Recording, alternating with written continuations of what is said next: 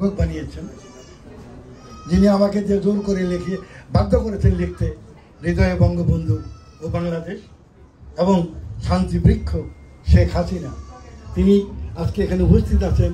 আমার শ্রদ্ধেয় ব্যক্তিত্ব জনাব হাকিকুল হক খোকন ভাইকে কিছু বলার জন্য আমি অনুরোধ করছি। জনাব হাকিকুল হক খোকন, হাকিকুল ইসলাম খোকন ভাই, সরি। শুভ অপরাহ্ন আসলে হয়ে গেছে, যুদ্ধ আরম্ভ হয়েছে। ধন্যবাদ বীর মুক্তিযোদ্ধা মকবুল তালুকদার।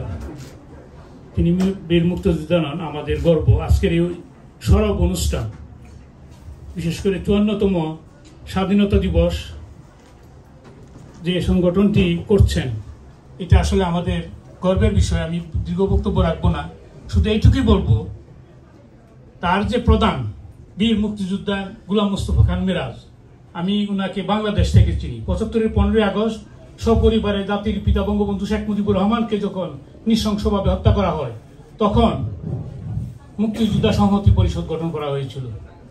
আপনারা জানেন, আগরতলা ষড়যন্ত্র মামলার অন্যতম আসামি সাবেক ডেপুটি স্পিকার প্রয়াত কর্নেল শওকত আলী সাহেব ছিলেন আহ্বায়ক, সদস্য সচিব ছিলেন প্রথম আমাদের গোলাম মোস্তফা খান মিরাজ। ওই অনুষ্ঠানে উপস্থিত ছিলাম তখন আমি ছাত্র জীবনে।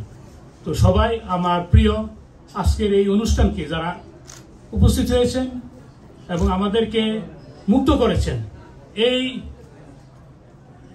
সময়ে আপনারা জানেন যে বাংলাদেশে এক চরম অনৈতিক কার্যক্রম চলছে।